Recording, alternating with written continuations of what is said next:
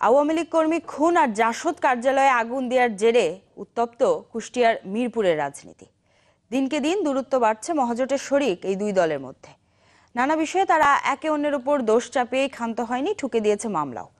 দুই দলের এই বাকযুদ্ধকে রাজনৈতিক কৌশল বলছে আইনশৃঙ্খলা বাহিনী।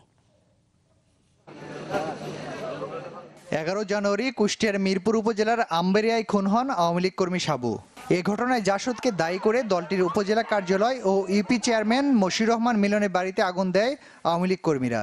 এরপর সাবু খুনের ঘটনায় মিলন সহ জাসদের নেতাকর্মীদের বিরুদ্ধে মামলা দায়ের করেন নিহতের ভাই। কার্যালয়ে আগুন দেওয়ার ঘটনায় 19 দিন পর আওয়ামী লীগের উপজেলা সভাপতি ও সাধারণ সম্পাদক সহ 61 নেতাকর্মীর বিরুদ্ধে মামলা দায়ের করে জাসদ। এরপরই উত্তপ্ত হয়ে ওঠে মিরপুরের রাজনীতি। মিথ্যা মামলা দাবি করে প্রতিবাদ সভাও করে আওয়ামী লীগ। ইনু মন্ত্রী হয়েছে, তার সুবাদে আমাদের নেতাকর্মীদের বিরুদ্ধে মামলা হামলা হবে, এর থেকে আমরা তীব্র প্রতিবাদ করি। সরকারের ভাবমূর্তি নষ্ট হবে, হত্যা করবেন আর আমরা বসে বসে লজেন্স খাবো, এটা তো হতে পারে না। তার এই মিরপুরের মাটি থেকে 19 সালের হাসানুল হক ইনুর বিরুদ্ধে আমরা গর্জে উঠব। তবে আওয়ামী লীগের এমন আচরণ রাজনৈতিক উদ্দেশ্য প্রণোদিত দাবি জাসদের। মিরপুরে বর্তমান ক্ষমতাসীন আওয়ামী লীগের নেতৃবৃন্দ যেটা করছে এটা কোনো শোভনীয় রাজনৈতিক কোনো শোভনীয় কাজ না।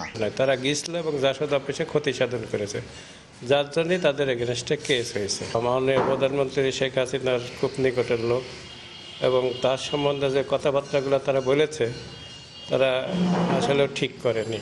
আইন শৃঙ্খলা বাহিনীর দাবি দুই দলের পাল্টাপাল্টি বক্তব্য রাজনৈতিক কৌশল। উত্তেজনা থাকতেই পারে, একে অপরের দোষারোপ করে, এটি একটি রাজনীতির কৌশল মাত্র। বাস্তবে আইন শৃঙ্খলা পরিস্থিতি স্বাভাবিক রয়েছে। দুই দলের মুখোমুখি অবস্থানে বড় ধরনের সংঘাতের আশঙ্কায় আইন শৃঙ্খলা বাহিনীকে নজরদারি বাড়ানোর পরামর্শ সংশ্লিষ্টদের। Desk report, channel 24।